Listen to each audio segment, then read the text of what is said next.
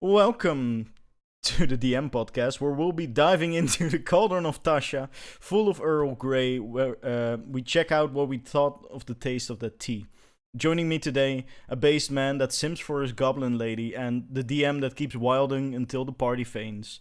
Say hello to Lucas and Behold Max. Hello, everyone. Wait, You're on screen. who's this sim? You're the sim, Max. That's great, thanks. So, I'll yeah, make well- sure to give all my gold. you need to be. I no longer wait. What did you say about me? How did you insult me this time? You keep wilding till the party dies, so you keep throwing shit at us. I don't do that. Maybe. Anyway. No, I'm a good DM. Yeah, that's I not think gonna a happen. good DM kills their player. Oh, I thought good DM's podcast. Like you I did. was going to say that's not gonna happen.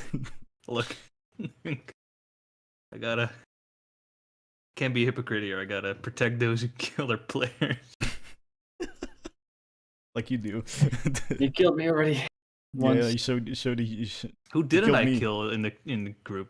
Him until recently. Yeah. No, I can put him off my bucket list, but I don't think you killed Jeremy, right? No. You're still alive. He killed himself. He didn't even get killed. Really, he got abducted out of He the won't- he yeah, wouldn't campaign. kill. no, I haven't killed You my hadn't. brother and his girlfriend yet. You hadn't killed Luca either. Yeah, that's the shit. That ship sailed. That's the only one you didn't Anyway. kill, and you now can't. We'll be talking about the new book, or we have been for the past couple of weeks. We're talking about the book Tasha's Cauldron of Everything, where there's a lot of shit. Or how I that's like in to call it, Tasha's hideous cauldron. Tasha's Hideous Cauldron, or the Hideous Cauldron of Tasha's Infinite. I'm not gonna Just like finish to that call sentence. it Tasha's hideous. The Here's your Tasha's study. Hideous. We talked last week about the races. We talked about about the races, about the spells, about feats that are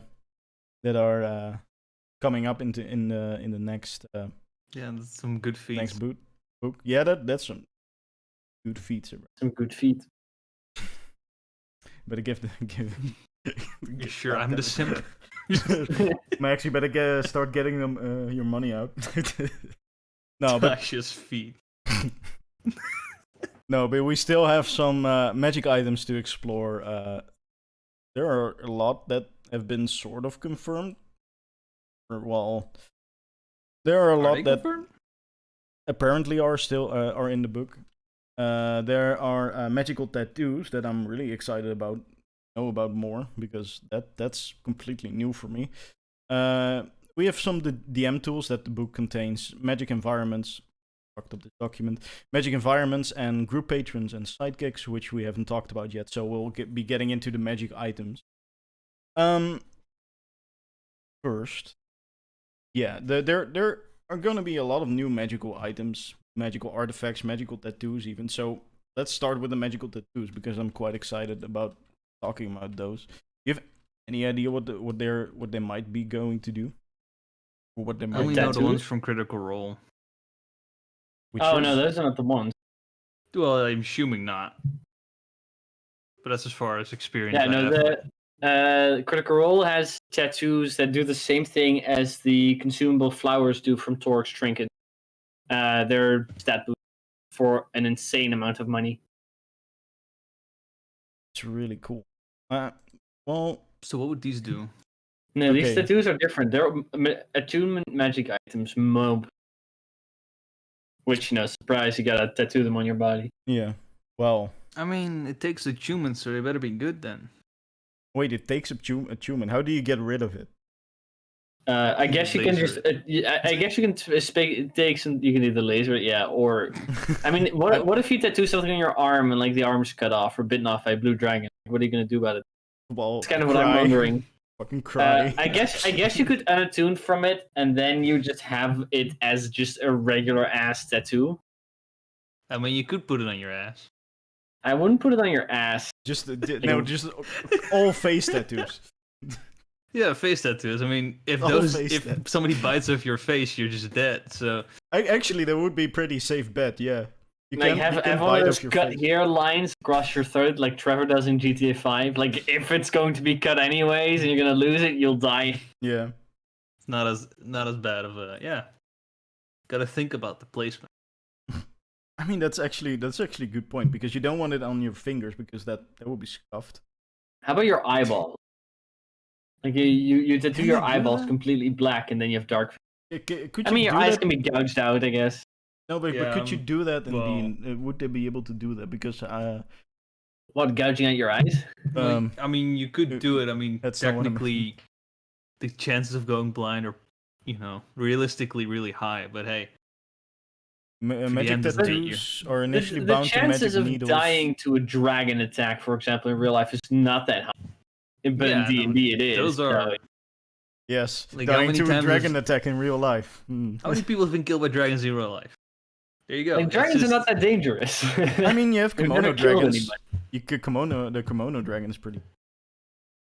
It's not a real dragon. I Real mean, there's real red dragons have dragon blood. in the name. There's dragon in the name. It's So just a dragon as it's gonna get. Yeah, but if you compare it to all dragons existing, like the dragonfly, for example, they don't really kill them. Like I said, they're not dangerous. Relatively, I was looking on the internet. There's a UA or an Unearth Arcana list for spells and tattoos where the spells are gonna be, which we could have used last time. But yeah. the magical tattoos are also on there. We've mentioned those spells. We looked them up because those are on D&D Beyond. That's the one that me and me and Max were referencing.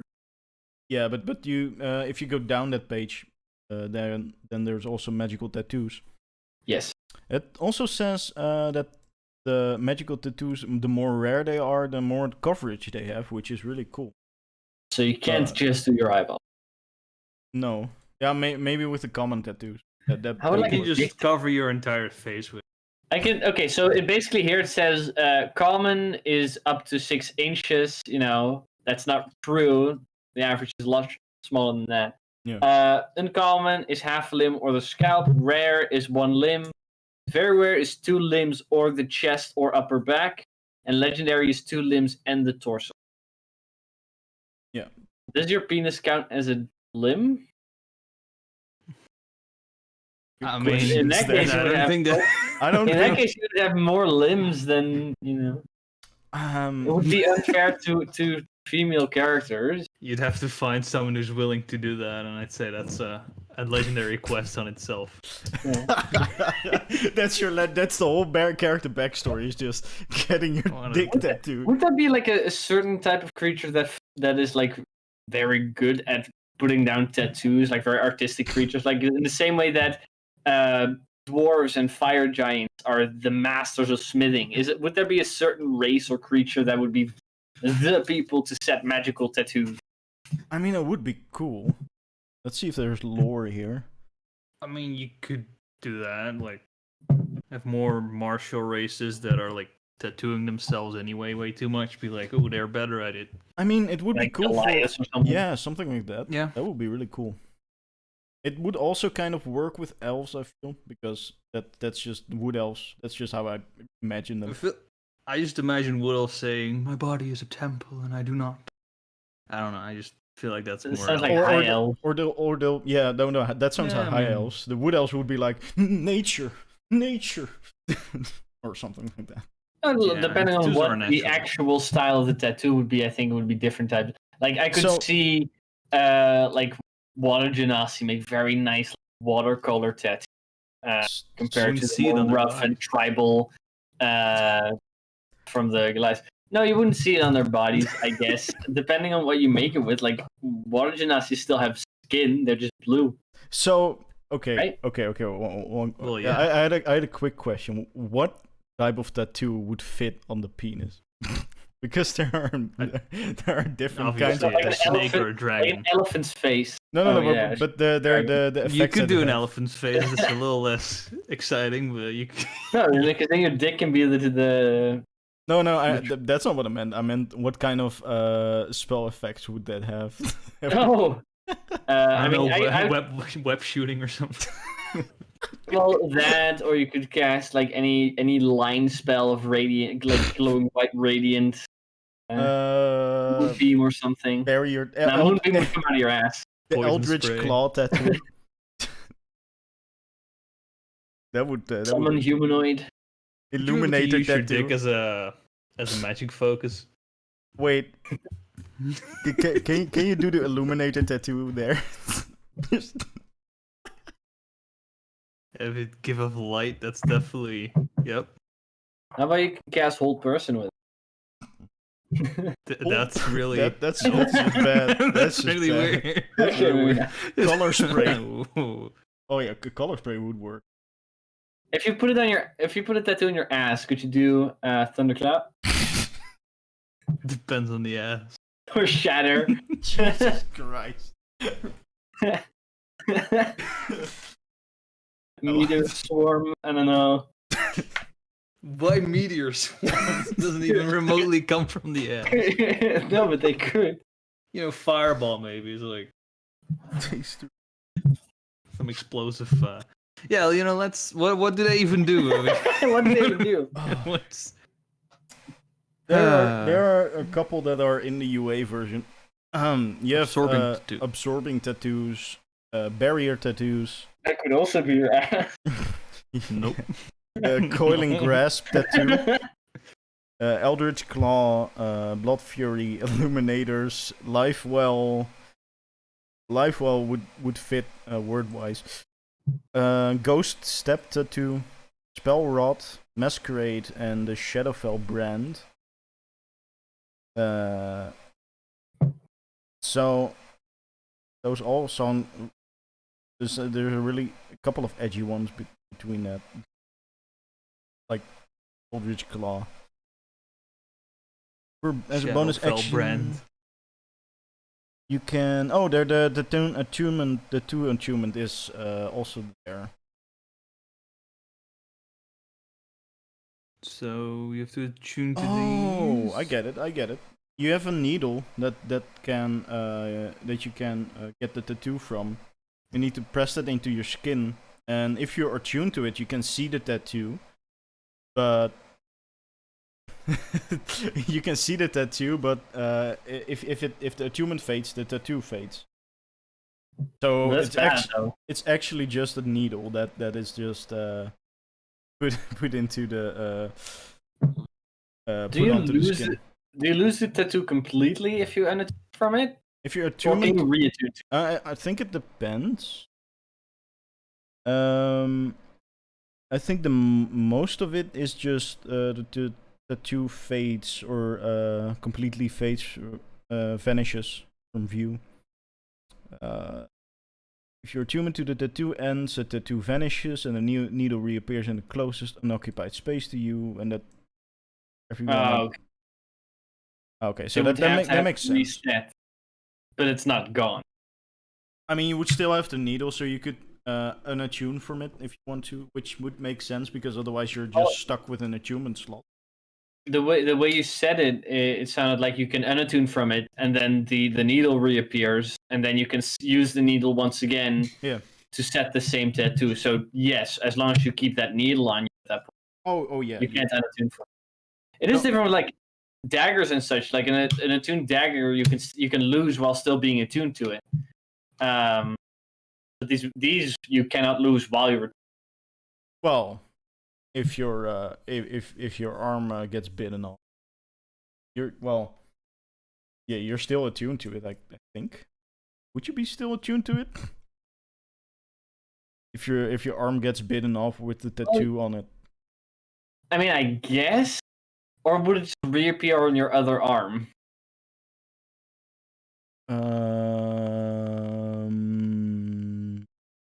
That's a good question. If you have multiple magic tattoos, they count as a single magic item with regard to the number of magic items you can attune to. Okay, so you can just stack these.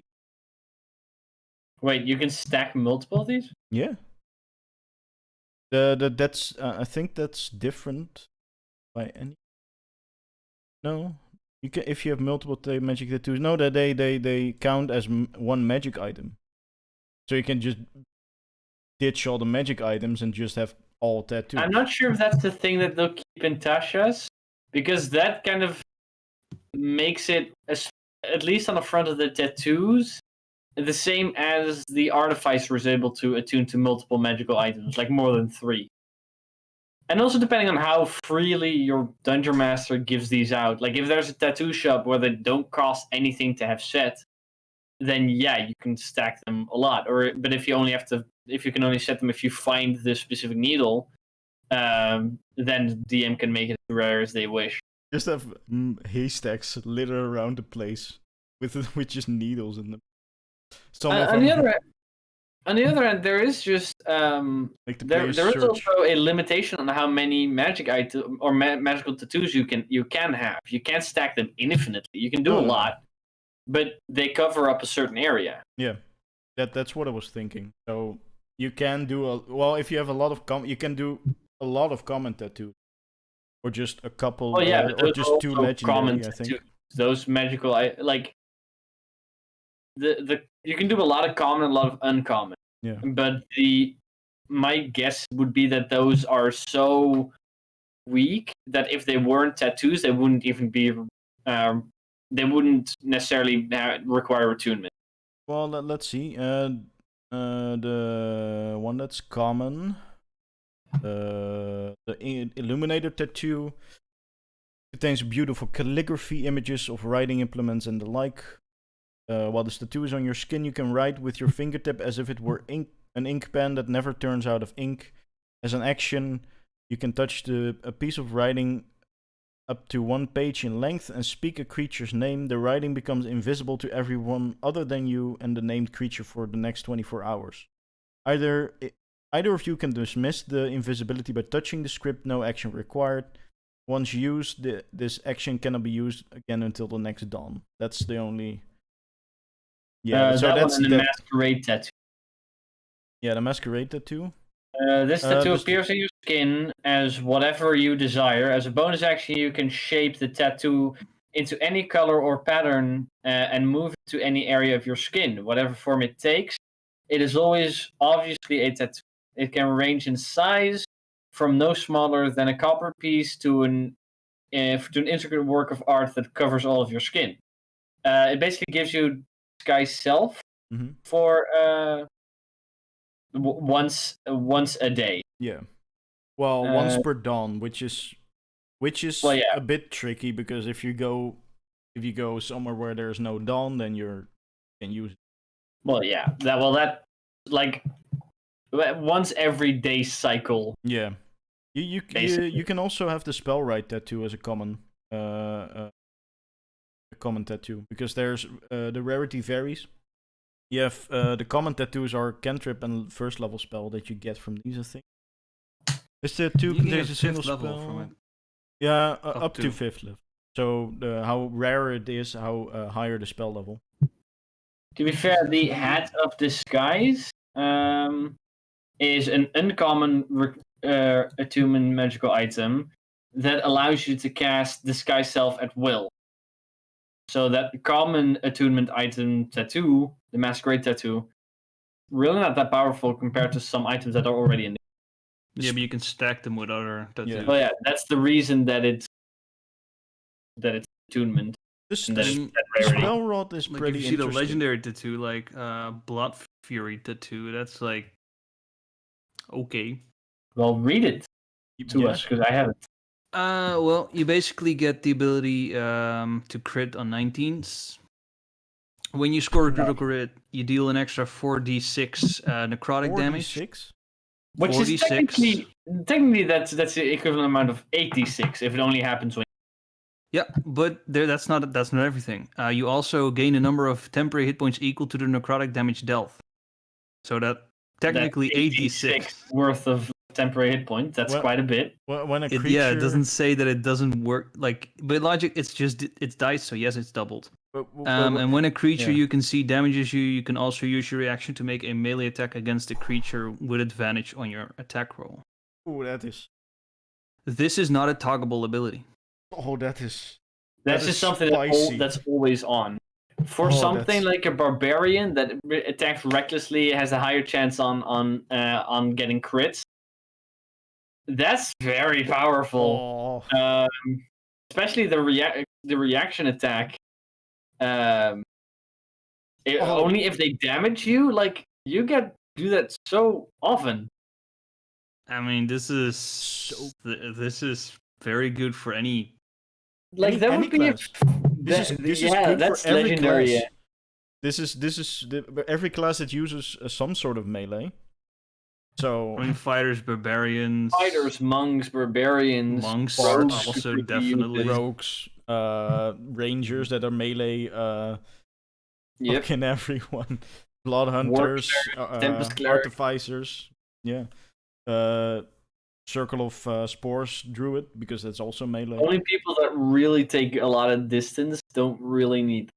Yeah, the only class that can't use them. The only class that can't really use them is your attack rolls. So that would work on a ranged attack, right? Yeah. Yeah. The only reason it would be it would be best for melee characters is because of the reaction attack. Whenever someone deals damage to you, you can make an attack against them. That sucks if you're a barbarian and you're only fighting spellcasters who are flying and having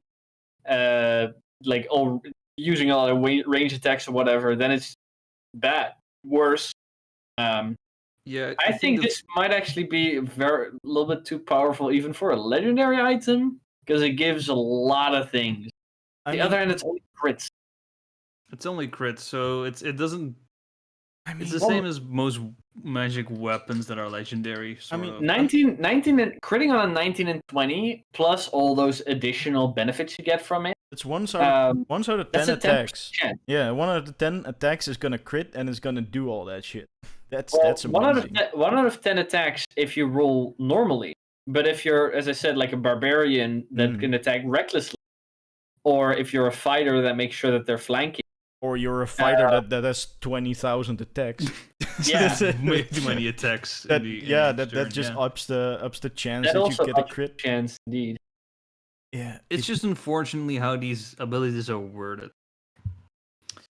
You know, if it was just like your crit, you know, just goes down by 1, that would be way better, because then you can stack it with certain fighter or. Your crit goes down by 1. Well, but it doesn't say that. Way. Yeah. So like if you're a fighter that already gets it on a 19 or 20, if it says it goes down by 1, it would bring you down to 17. If you're like, you know. Well, I already think this is kind of powerful. If it did that, it would be even worse, because it would be broken. Because it would be stacked. I mean, I'm thinking about it, and that's just broken. Look, and then at one point you would have a 20 or 30% chance to crit every round. God, it's not good enough. With 5 attacks or 4 attacks, dealing fucking 86 necrotic atop everything you already do. Oh no! Wait, no. A champion gets a crit on 18, so it would be 17. 17 to 19 is crit. 17 to 20 is a crit, so that's 20% chance. But as a champion, this is like, is it really worth it? Because you don't get the benefit. Well, currently no. But if it was worded like that, then it would be. Yeah, if it was worded the way you said it. Well, then it'd be like, go for it. It's like, go. No, then it's very broken. You should getting those sick ass crits and gonna crit every time, all the time. I think in the way that it's described, it's okay. It's a powerful, even for a legendary ability, quite powerful. But I think it could be. I think it could be okay. It's set here. It's powerful, but it's also legendary, so. I would lower the necrotic damage. I think that getting temporary hit points is cool, but I would lower the necrotic damage maybe to like 2 or 3d8. I don't. It'd be fun for a rogue, like an assassin rogue who crits on their first attack, having this. Just that's an extra few levels in rogue technically for your sneak attack. Oh my god! Just how many do they get at the end? 20, right? So that's 20. No, 10. 10? Oh, so that's 14 their sneak attack. Well, I'm just thinking about how would that work on my rogue. You get 10d6 at level 20. So at level 20, you would get 10d6 plus 2d6 from my bugbear from his surprise attack. Oh. If he has that, plus then the 4d6 from this, that would all be doubled. So that would be 16d6, which is, I think, equivalent almost to like an adult Black Dragon's acid spray or something. Yeah. Oh, that's just yeah. But even that critted, so that's 26. That's near to like an ancient red dragon. Yeah, because that gets doubled, right? Yeah. So, it's let's say if my rogue had this, do 66, which would be double to 30, basically 32d6. That would be an average damage of 112 points of damage, excluding the modifier. Well, with a maximum potential of 192 if you roll max. And if you're a rogue and you have you have dual wielder, you can basically use this 3 times around. It can proc 3 times around. Not the complete damage with sneak attack, but if you crit 3 times, you still get 3 times the 4d6 damage. Rogues only get 2 attacks, even if you do. Yeah, no, but I mean with the reaction attack. So possible just 3 attacks, which can all 3 hit. Well, but that's the same thing with a fighter though, like a fighter or a barbarian. Mm-hmm. Like a fighter at level 20 that has this, with their 5 attacks plus the extra reaction attack, they're probably gonna get. Yeah. Well, I mean, you also have action search. Those. Oh no. That could be. Oh yeah, but there could be 8. There could be 9 times that this could proc. On the other hand, critting 9 times in a row, I don't think that will ever happen. It won't happen. I mean, if you're flanking, though, you have advantage. But even with advantage, I don't think you'll roll a 19 or 20 9 times in a row. No. But the chance is so high. No, yeah, you're right. You don't have to. You have to only crit like once or twice. And it's so worth it. But and the other, this is a legendary item. So when do players get this? What level are they gonna get this? What point in the story? Around 15, probably. Yeah, 15 and up. So at that point, you have to up the HP of almost any creature they're fighting, because of the insane amounts they're gonna deal. Like if you actually take the 600 hit points of the Tarrasque and put your at one point level 20 characters up against that, they're gonna kill that thing in like a round. They'll demolish that. Like you have to, even I think even Vecna from the last fight from Critical Role, I think he had like 1,500 hit points at least, plus a regenerative ability. So at that point, these types of damage are awesome, and it's a lot, but I think it's still balanced. It's still balanced. Yeah, I agree. And the temporary hit points don't stack because they all come from the same source, right? So temporary hit points work? They don't stack, but they can increase if you roll higher. So yeah, if you roll higher, you will get more. If you roll more. But otherwise, you wouldn't. I was looking through it, and it seems like that it's for now the only legendary tattoo. I mean, to be honest, you can homebrew things, and it's just the mechanic of how the human works. I guess that really is. Okay. Yeah. I guess I can use that too now. That's just really spicy. But what about items? You know, tattoos are great and all, but I'm a Christian boy, and I would never get one. So, you know. That's a lie. That's a fucking lie if I ever heard one. Why? What about that? Why would I get a tattoo? No, I wouldn't. Mm-hmm. You want to have like the tentacle tattoo where they come out of your butt crack. I mean, I don't want to have the coming out, but you know, you can use them for. Yeah, let's move on to magic items. You got bad dragons for it. You don't need tattoos. So, yeah, there are common there are magical items that I saw in the Reddit thread, but I looked now and I can't really see any. I don't know if you have any Unearthed Arcana vibes there going on, because I think there would be. I've looked for Unearthed Arcana magic items 2020. Maybe it's called magic. Yeah, it's always described as magic. They're definitely there. Or they're going to at least be in the left. Oh yeah, of course. Well, I mean, Igwilf item, that makes sense. If Igwilf is... What's her name again with her cauldron? Tasha's. Yeah, I'm still not sure if Tasha's is Igwilf and Igwilf is Tasha's. It's also not Tasha's, it's Tasha. And it's Tasha's Cauldron. Yeah, Tash. Tash. T girl. T. Sis. Mrs. T. Mrs. T. Yeah, the Demonomicon Igwilf, you mean, right? I mean, that makes sort of sense. What would you think? Sounds like a book you can read and then something bad happens. You can summon Demogorgon. Igwilf had a weird relationship with Grotz, so I'm assuming it might be in that ballpark. You can summon Grotz to fight on your side. I don't think that's gonna happen. I don't think you can just summon Grotz. It's an interesting item that would be definitely. That would be. I don't know if that would be broken or just broken as in the campaign just derails from there if you used one. I mean, there's already items like that, so. Fair point. But I don't think that's what it is. It's probably like you learn how to. Maybe you can summon a demon with it, or. Yeah, that's what I was saying. Yeah.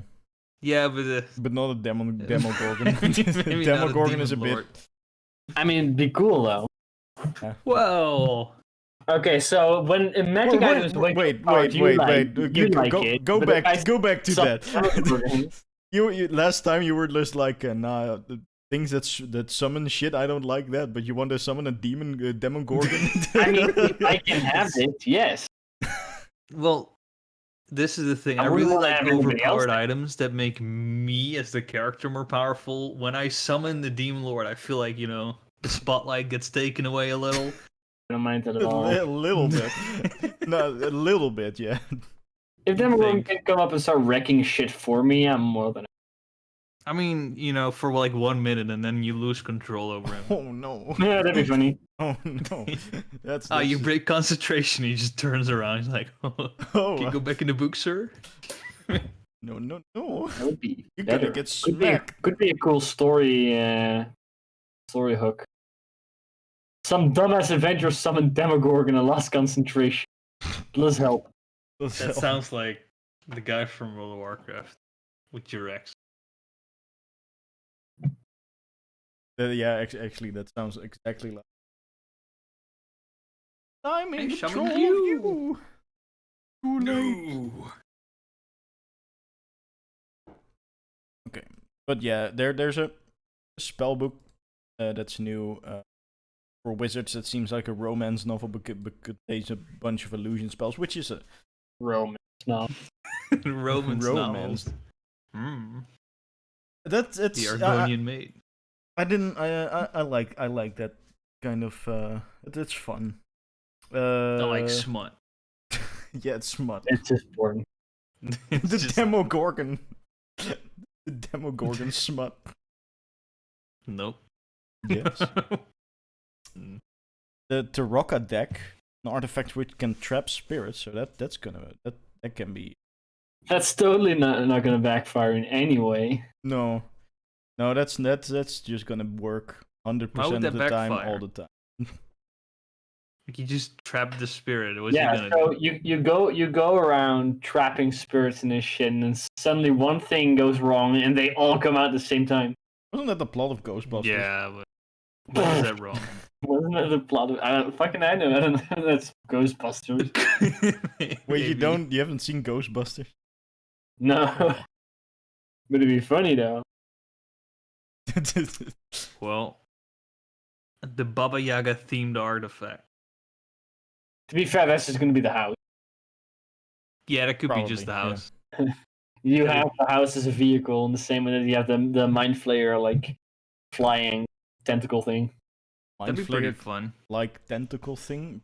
Yeah, the tentacle slug. They have tentacle boats that can fly because they have tentacles. Have you not seen the Baldur's Gate trailer of the video game? No, I haven't. That has a big old tentacle.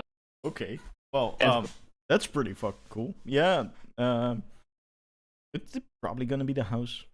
Probably. It'd be funny. It'd be funny. Yeah. And those extra planet shards. It could be. I guess it could be also the bucket that she flies around in. Just a cauldron. You just sit in there. I mean, yeah. That would actually be pretty cool. When I found that out for the first time, it was stupid as shit. I was like, really? Like, Baba Yaga sits in a bucket and just fucking rows with a broom? But that's the way it is. That's pretty fucking cool. I mean, yeah, it could be another. That could be it, I guess. It would. I don't know if it would be an artifact. That would just be a flying broom. Yeah, it would need to be able to do more things than just fly around. Wouldn't depending how big the size is, wouldn't that be a group flying thing?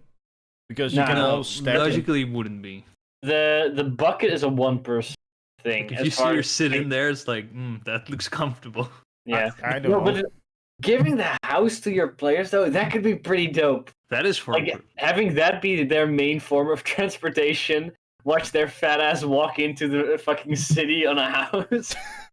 I mean, you definitely make a scene that's not even sure how anyone would feel about that. That'd be pretty funny, though.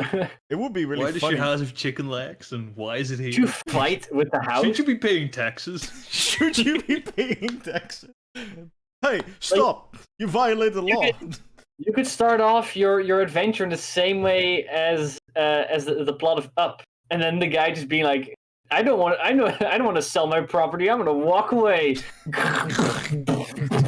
Yeah, I made my house grow fucking chicken leg. Well, they're not gonna fuck with you because your house has chicken legs. That. To be fair, that you could already give this item, like you could give the construct to your player. Or if your players kill Baba Yaga, they could already take the construct house for the round. But giving it as a magical item thing, I guess, could be the thing they're adding in this book. It'd be hilarious. I would want to have a miniature of that, and that you can open up where there's a battle map on the inside. That'd be hilarious. I don't think they will do that. I'm just gonna go with that. It'd be really fun if they did. It's an artifact. Specifically Baba Yaga. What else could it be? I mean, there's gonna be like something like, oh, Baba Yaga's eye. Ooh. Yeah, that could also be the case. Just something named Baba Yaga, and it's just like, oh, okay, fair enough. I've not looked into Baba Yaga too much. Like, I don't know what else she has. Just a bucket, I guess. The broom. Apart from that, I'm not really. Isn't her bucket basically her broom? No, she sits in the bucket and then she rows with it, and then that's how she flies through the air. That sounds highly. That sounds uncomfortable. Just rowing with the and that sounds. I mean, it's like a big bucket. It's like half a barrel. Well, fair enough. But yeah, I'm not sure what the Baba Yaga artifact's gonna be. It's a themed artifact, so it. I think it's gonna be the house. I'm just putting that out there right now. That would be really cool. I want it to be that. Well, yeah, I want it to be the house as well. But you know, considering they did give a walking crab tank thing as a magic item, so and the mechanical beholder is incorporated. Yeah, that's not official, but isn't that official? I mean, some D&D Beyond, but that doesn't mean it's official. I mean, you also have the devil motorcycle stuff. Fair enough, yeah. But those are not magical items. Those are mounts. Yeah, this would also be a mount, but a very big one to walk. Yeah, but that isn't the artifact, right? That is not technically like. It's not an artifact, so it's probably gonna be something different. That's why I'm doubting it. Like, I feel like if it's just a mount, then yeah, it would go in. I think this would go in the mount section logically. Yeah. I think it might have some magical properties additional to, you know, it being a house. We all want it to be the house, but I just funny. don't You could think give it like a personality. You could give the house a personality, not letting you in if you've been annoying or something. Just give the house as pets to us. Or the house as pets. The house as a mount to us. It would be the only mount that Ventra fits in. Fair. I mean, Ventra can already like ride a mammoth or something, or T-Rex. Yeah, I mean we have those. God, a T-Rex. I mean, it needs to be a huge beast. Huge monstrosity would also work, but then you're thinking of like, no, I don't know what a huge monstrosity is. Purple worm. Purple worm is gargantuan. That's maybe a bit much. Like a Remorize. Well, I mean, I'm just thinking. Wait, is it a Baba Yaga theme thing, or is it a Baba? No, Lasagna. Baba Lasagna. I feel like it's more Baba Lasagna is the version of that's in D&D already. Yeah, in Strahd. Well, I feel like it's more her because Baba Yaga can be copyrighted and stuff. That would make sense. Oh, I doubt it's Baba Yaga. I feel like probably is the Lasagna one. Baba Dada. Sorry. Please no. Don't ever do that again. Just no. Whenever you do that, just don't. That just makes me uncomfortable now.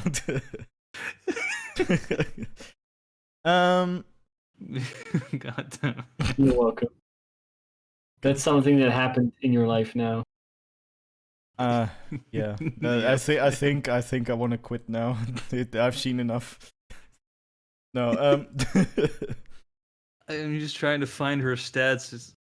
I want to know what she can do. Yeah, I'm looking through the lore, but to see what if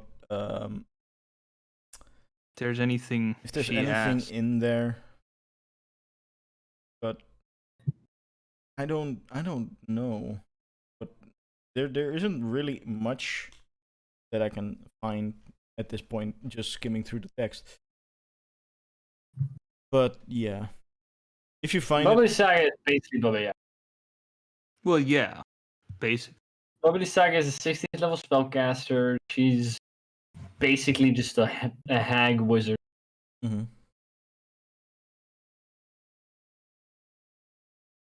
I thought you were going to continue that. No, I'm looking at the Curse of Strahd okay. stat block right now.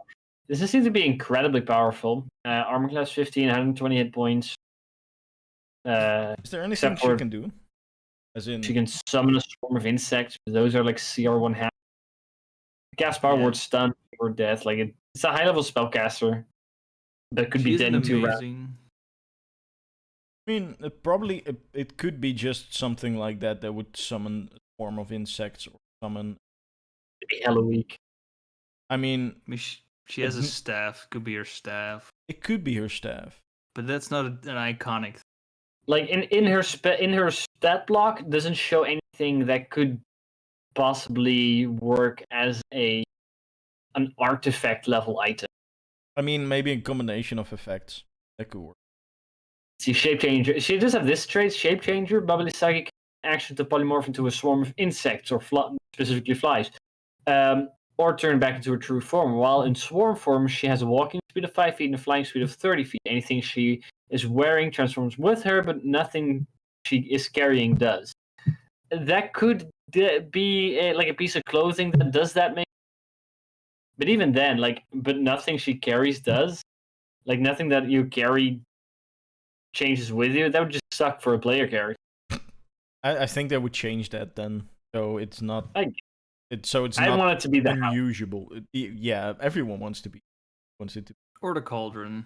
Cauldron would also be cool, but they're both mounts. I feel like if the broom is considered a mount, that is certainly considered a mount. Why the fucking dwarf?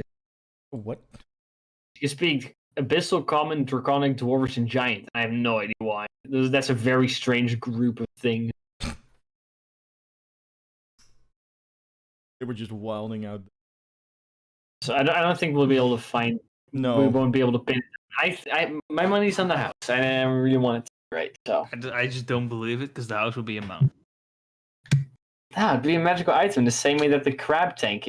But I don't think you can control artifact. the house. That's the thing. I feel like the house is a creature because it is. It's a concept. Well, yeah, but you don't control it. Well, in the same way that, I guess it has a stat block. No. The crab doesn't have a stat block. Maybe the artifact makes it so that you can control it. I don't Because it's an artifact. It's wishful thinking. I don't think it's the case. I really don't think it's gonna be the house. The Cauldron could very well be. It could be funny. No, the house could be funny for an evil campaign though. Like Baba Yaga, like she asked you to go get her house back. Just homebrew it. Just homebrew the house, man. God damn it. Go homebrew it. It's not gonna be in this book. I'm gonna tell you right now. So, extra planar shards for sorcerers. What's that gonna be like? Why specifically sorcerers? I don't know. Just so that they, when somebody chose to be a sorcerer, you can gift this item so that they're gone and they can play an actual useful. I guess it's going to give player specific meta magic option, maybe, or that. Mm-hmm. Could also be. Yeah, probably. Maybe potentially. Yeah, I'm hoping for the latter one. Maybe one of them lets you summon a house. God damn it. Maybe we should just move on to the next topic because... Speaking of houses, DM tools. Yes. Yeah. What does that have to do with the house? It's supernatural environments, which is a mimic colony where everything is a mimic, so the houses would also be mimics, I feel.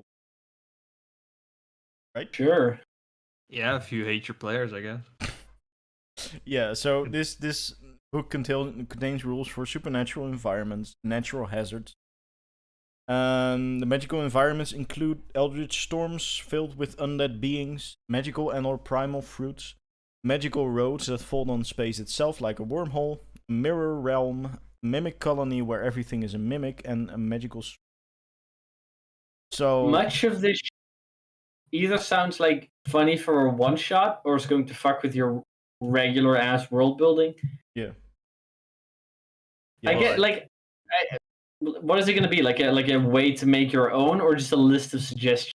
I mean, I think it's just a way to make your own, and then it has some pre-built ones that you can use, or maybe it's just gonna list a couple of environments that you could. I don't know. I really want the parlay monsters. Yeah. What? So do I. I mean, a lot of creatures that you encounter, especially monstrosities, can be surprisingly intelligent. For example, way back when the party fought the Umber Hulk, the Umber Hulk's more intelligent than Ventra and Ned. At that point, it was only Ned that was dumber. But that creature's very smart for a creature.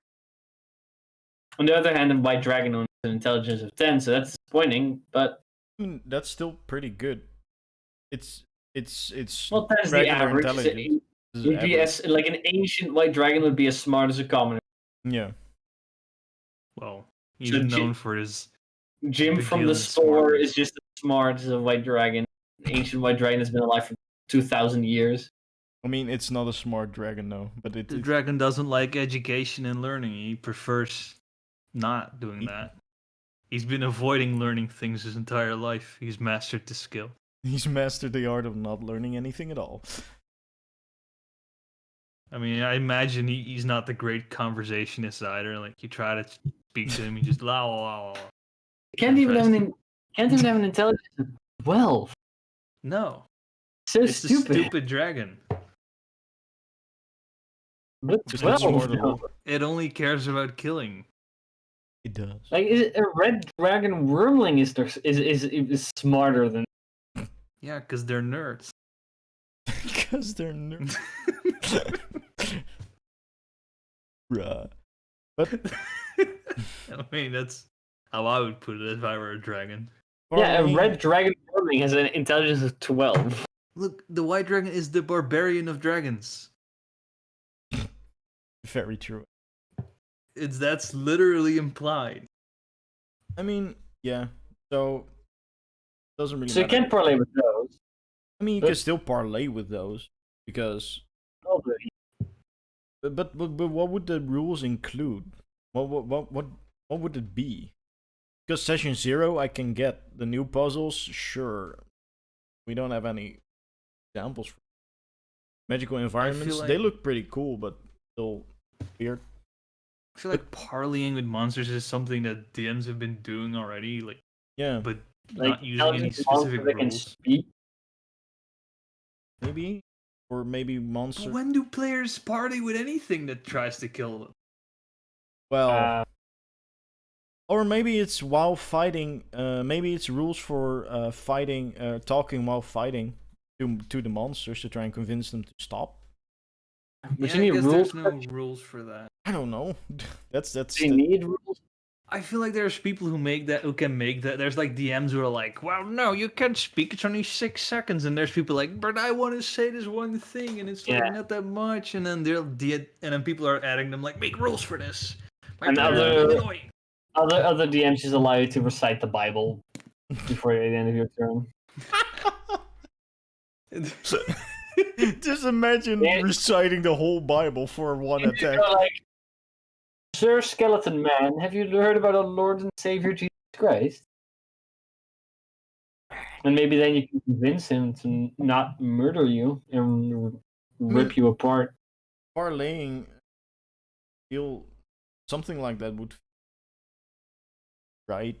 If you could do it while maybe, yeah, I think a lot of people have been bugging them about that shit, and then they're just like, fuck it, we'll make rules for it. So they stop fucking complaining about it. So would it be parlaying with monsters or talking in combat? Parlaying with monsters would specifically, because those rules you could also then the rules you're talking about could also be utilized for people that just want to talk strategy in character. For those DMs that are like, you can't strategize during combat because you can't actually talk to each other. But then if these are rules for that, then it doesn't necessarily have to be called parlaying with monsters. Yeah, it might just be focused on parlaying with monsters, but then maybe give DCs for certain things for shit. I know, fuck. It's like, what would it take? Which part of the economy would it take within the combat to speak? Yeah, exactly. That could be. Maybe they'll give you like an additional thing you can do each turn. Like each turn you can say X amount of words. Maybe based on your intelligence. That sounds convoluted. I mean, they're making every rule that they're adding to the game now is kind of convoluted, to be fair. Like you have to roll for your speech impediment during combat. Or your concentration to be able to finish the sentence properly. Oh, you're concentrating on this sentence. You're concentrating on trying to speak a sentence, which can be terribly difficult if you're fighting something, I think. I mean, I feel like there's some difficulty with, speaking and having a normal conversation. Yeah. While you're like being, stabbed, beating someone up, or someone is beating you up, Especially if somebody's beating you up, I imagine that. Yeah. Maybe if you're beating each other. Well, if you're beating each other, you can just whisper each other. I mean, eye contact, right? That's more important. I feel like then conversation, it could be awkward, but it depends. Conversation would be awkward, but I think that's gonna be the gist. Session 0 is pretty. We've talked about Session 0. I think it's good that they're putting something in for Session 0 so new players can find it. They'll probably not buy this book, but I don't know. Isn't it the first time that they address the Session 0 as actually being a thing? They've never used the name Session 0. They always said, yeah, just talk before you do anything, or just talk about your players when I feel like that was in the DG. That means that they now officially recognize it as a term that is D&D rather than before, where it's always been something that was said by the community. I mean, it's yeah, it's a pretty ingrained term at this point for most people, if they're a bit involved. Session Z. Session Z. But only for Gen. Only for Gen. But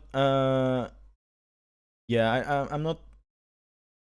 I forgot what I was going to say. But yeah, I think this is going to be the first time that they mention Session Zero. I don't know what kind of what message that brings with it. I think it's a good message that they try to include Session Zeros, because that's pretty useful, as we've already talked about, because you want to know what your players do. And I like that they're putting in rules so that you know what to ask the player, because sometimes when I do a Session Zero, I just have a list of questions open, and sometimes I'm just, that question can be skipped. And it would be nice to have an official list that you can just double check for those questions. But yeah, those magical environments, they look interesting, but a little weird. Like you said, probably most likely just something that's for example what you can do with those magical environments. Rainbow Road. Yeah. Do we want to talk about those magical environments, or are we just going to let them be? I think that's kind of it. I think the magical environments going to be suggestions on what it is, in the same way that they have suggestions for current environments, and they are given they're given trainings. For example, what I did with the cold environment, like there are official rules. Like if it's this cold, at least characters have to, without sufficient clothing, have to make a Constitution save every hour. Like I think there's going to be a few suggestions with examples on how to rule such environment. Probably. And just to have examples with that would make sense. Yeah, those new puzzles and traps that we can't really talk about that much since we don't know what that's gonna be. So, well, yeah, I looked at puzzles and traps in Xanathar's Guide, and I don't really find those to be particularly used. They have traps. Like I barely use traps, and traps are, in the way even Xanathar's Guide, are very simple. It's just like make a dex save, you take a bit of damage, go on. I hope that this is going to make them a little bit more complex, especially helping players that like to do these standard dungeon crawls with making puzzles. That's going to be very useful. I have no idea how they would make any type of format on that, but I see that like a lot of people make lists of ideas for puzzles and such that can be very useful, because I like a good puzzle in my game, but they're very hard to come up. Yeah, same. And I like that they're expanding into the puzzles. They've not really given suggestions for puzzles at all, I feel. No, I don't think so. As I said, Xanathar's Guide has it for traps, but it's not that great. I think the Dungeon Master's Guide also has it for traps, but it's also not great. Yeah, that's also really basic. Nothing special. But I'm excited about the puzzles. I don't know what they're gonna do. They're gonna probably do some basic things, but that's fine. You don't want the puzzle to be too difficult or too easy. That's a really fine line. Well, that's where all the jokes come from. Like, oh, my party couldn't figure out a puzzle made for 3-year-old. Yeah. Are your players dumber than a 3-year-old? Because players are in the mindset of like a 3-year-old. Playing D&D, they're like, yes, we hit. And they're like, put in a puzzle, it just throws everyone off. They're like, oh, what? I have yet to put a puzzle for my players that they cannot figure out. Well, that's because you have really smart and handsome players. No. Like the hardest one they couldn't figure out was one where there was like a sword and a stone type thing. And to raise the portcullis on the other end of the of the room, they had to put the sword back in the stone that it came out of, and it took a long time for them to figure out that they had to put the pieces back in because it shattered. Eventually, they started doing it. They did a few, so it raised a little bit, and they just decided to all crawl under it rather than raising it the entire way. So they, in the end, they figured it out. Just that's the one that like took, I think, like half an hour. Yeah, but that's not a conventional thing. Like, oh, you just sprinkle in the pieces. Well, no, the sword to work. Because what's the thing? You guys entered the room, and the portcullis on the other side was open. There was one animated sword and two rugs or something. That, and the moment the sword left the stone, that's when the thing shut. That was the hint that was given. But then there was a combat, and then there was the puzzle that they'd figure out. Nobody remembers that. They're just like, oh, that's. Well, no, but that's why it's a puzzle. Like, if you're immediately like, oh, this is what we're gonna do, then it's not good at all. But that's the hardest puzzle I did. So what I mean to say is, like, I have never made a puzzle that they couldn't figure out at all. I've never had my players go like, well, let's turn around because we have no idea where to go. No, but even for puzzles, that's not really that difficult. If you just explain that, then it's just like, yeah, I get what I should do. But you also have just people that come up with real crazy shit. Just I don't know, just point and click adventure type puzzles that make no sense at all. And then they're just like, why can't my players figure this shit out? So I like that they're doing something with puzzles. Well, you always have the easiest way of doing a puzzle is putting a few elements in there and see how your players what your players do it in, and be like, wow, you did it, guys. That's the way to do it. I for a very long time wanted to do that, but just the idea of not knowing at all, it made me uncomfortable. So I've thought about doing it, but I have never done it, and I don't think I will. It makes me uncomfortable thinking about it as well. If you feel better. I feel like the way it's done correctly is if you do give like a main way to fix it and it just takes too long, you're like, okay, well, they fixed another way out. Let's make that the fixture. Yeah, that's how I use most puzzles. Just have the main way to fix it, and then just have a couple of options that would work. If they can't do fix something it, that's like really interesting, and they're like, wow, that could be a cool puzzle, and just have them fix it that way. Just have them fix it that way. Maybe it's gonna be it's basically gonna be that rules about new puzzles. Just let them fix it their own way. Good luck. The best puzzle is one where they think they were really smart, but really you didn't prepare shit. I don't think that's the best puzzle. I don't know. Maybe it is. I mean, they're always gonna be like, "Oh yeah, we solved it ourselves because you didn't prepare any of it." But it could also be really weird. Just like, the trick is not telling them that. Yeah, why did that work?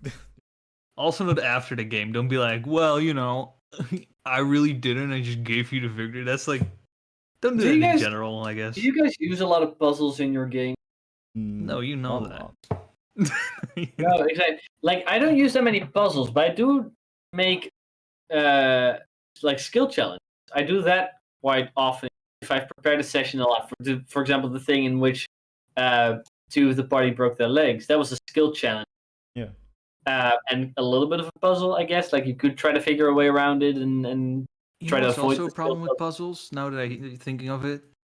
Go for it. The wizard and the barbarian usually are not actually, like, the players are not.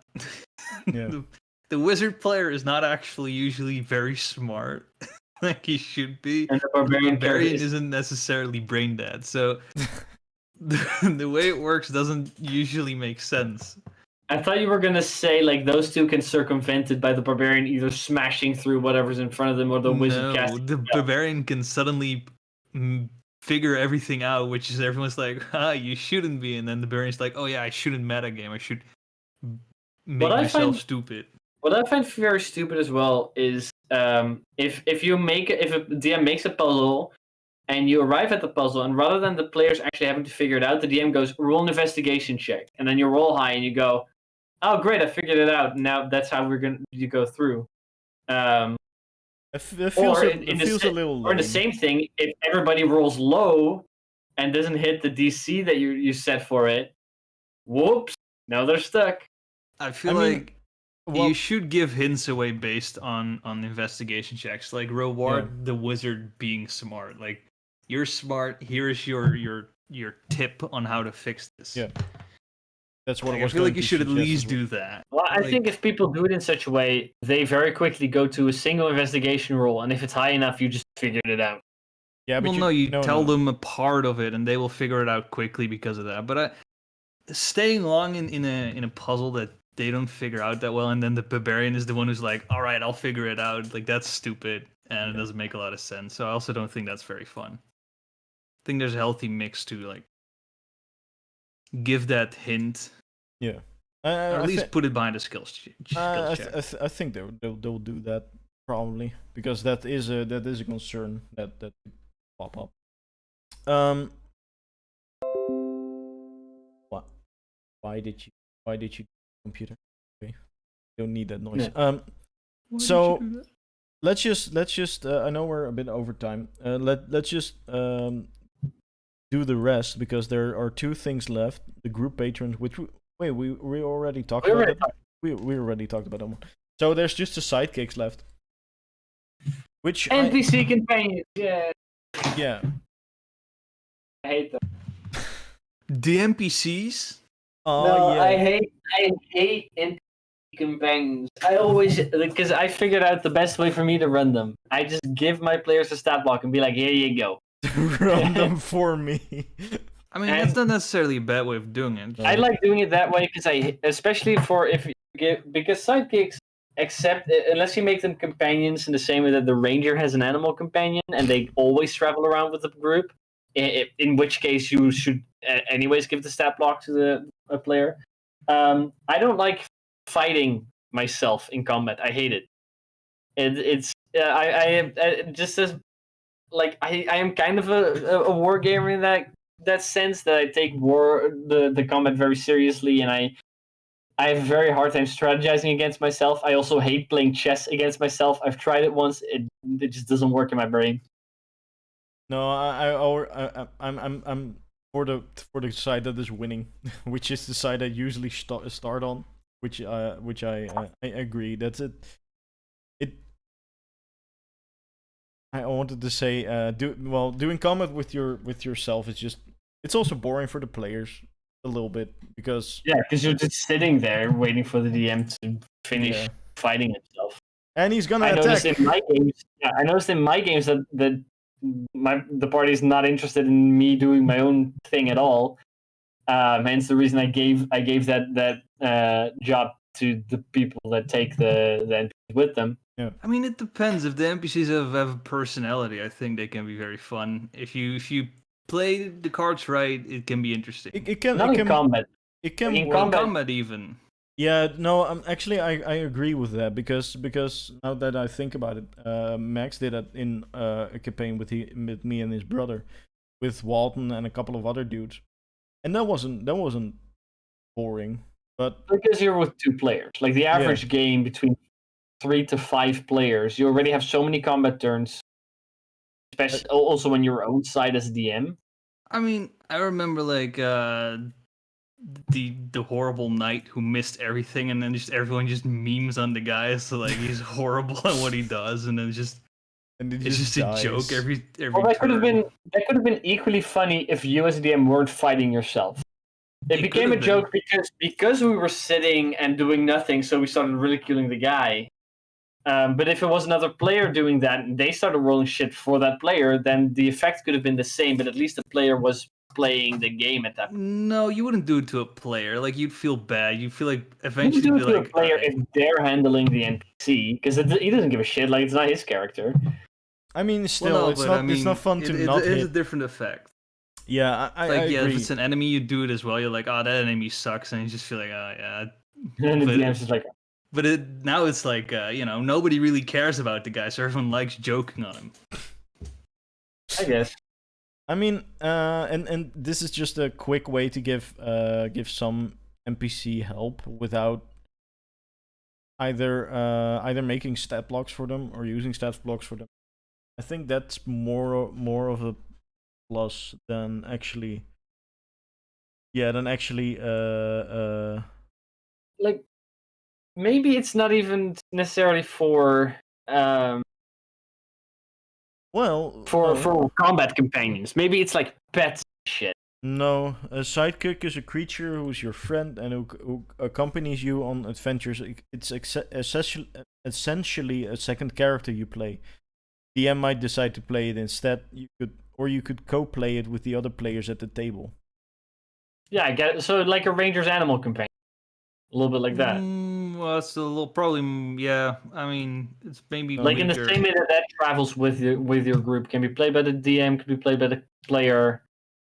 Yeah. This one it's not as bound to a single person. Yeah, and that's rules for that. Because it's also challenge rating must be 1 or lower.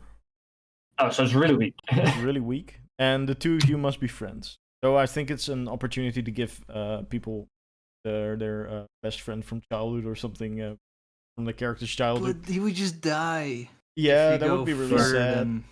Like I'm mostly thinking of like that goblin the party adopted, or if they bought pets, like the having fucking dog with you all the time. Yeah, but that isn't it, because you have with you or something. No, but because you have classes you can pick for the dudes. Well, yeah, like if you get like a kobold or a goblin, I think it's a really bad idea to bring along your backstory friend in the campaign, especially if they can't be stronger than CR1, because they're gonna die really quickly. No. They get levels. They get levels with them. Whenever you gain a level, your sidekick also gains a level. It doesn't matter how much of your recent adventures the sidekick experienced. Sounds like Hamat. Yeah. Sounds like Hamat and Walton and etc. Yeah, it sounds like that. It's just leveling them up. They're just an extra character. It's just basically them saying, you guys are not good enough, or you need to... It's a DMPC that's run by the player. Or by the DM itself, which could also be. So then it's a DMPC, which is like... This is worse. like a bad... That's a... Yeah. Well, I mean, there's people who say that it's bad, but there's an equal amount of people who really like it. So it's not like... It's the way you do it. Yeah, it can be really bad. But if you make that really character like super important and have his backstory be the main quest, then you should start looking into like, what am I doing? It could also be like I should just ride a novel. Party has to escort. Yeah, it could be just that. But he has some kind of he's competent in some way. I mean, CR1 is not that competent, to be fair. I mean, it levels up with you, so yes. Well, if you would get it later, it would start as CR1, but I feel like you would get a bit of a higher level character. Otherwise, I don't think I personally will ever use it. I don't know. I think it's just I think it's just an easy way to just get an extra NPC without dabbling into either classes, just making characters, or just making stat block. You would have another sidekick system, which is weird, but with just easy you can just use them as I don't know. I don't know what I think. It's a little. I mean, I don't dislike it. I mean, I use it a lot. I think it's fun, and if there's a good way to explain your DMs to like, this is how you should do it. Don't make it like a Don't make it another player who's gonna like take the spotlight. Yeah, maybe it's just a rule system for how to handle. Yeah. Don't make an actual DMPC. That's not really fun. Yeah, I think it's more like that, because it just gives a couple of basic classes, like a warrior, a rogue, and a spellcaster. and it's just basically, yeah, this is what you should do as an NPC. Don't make him more powerful than this, because then it would suck. People are gonna play games like with only those characters. Ooh, that would be weird. One shot or some shit. Yeah. Where everybody plays a sidekick. And then you have a party on the just on the. You're just getting sent out by the main party, just like, yeah, fix that shit for us because we don't care about it. Basically, yeah. Sure. I mean, you could have a playable, like, I would hate to play this, but you could be like, I'm two people. My character is two. I'm a twin. Yeah. Yeah. I have twins. Like, I mean, if you don't have enough friends to do that with. You don't know how to interact with your friends. Oh, that's really. Whilst character creating. I also think this definitely shouldn't be a thing that the DMs force upon their player, unless it's like a quest that they can get rid of. No, I don't think it is, because you need to be friends with it, with the sidekick. So I think it's more like people, a bit more like the hobgoblin. No, the bugbear, like that dude, just asking him to join us, or Dyla. Yeah, but then it's up to, like, that's how I do it with them. You ask them to help you, even with Wolwick, who's now escorting you guys to the Underdark. That character is a bit more of like, you need a guide. But you guys could have also been like, all right, fuck this guy, we're going to look for someone else, or we're going to try it on our own. That would have been an option that you could attempt. In this time, it was suggested to bring with you, but I with the companions want to give you the option of taking, rather than being like, here is a sidekick, figure it out. Yeah, I think it's more like, if you shouldn't do it like that, but it's like, there's moments where it's highly implied, and I think with Warwick as well. Without him, this would have been a disaster. Like, sometimes it's very useful to have one. I'm not sure how funny it would have been. It really depends. If you're lost in the Underdark, being lost is not always very fun in D&D. It's like, as DM, when somebody's lost, I'm like, all right, we've had 2 encounters. Now the encounters are getting a little too stacked. Well, let's stop being lost. But it should be the player's choice to bring along a character like that, even a sidekick like that. But I know very few players who wouldn't say like, "Oh yeah, let's take this fucker with us." Yeah, I mean, more the merrier, right? Like, usually players just go like, "Yeah, let's take this fool with us and use him as a meat shield." Yeah, people do that, but there has also been more than enough options.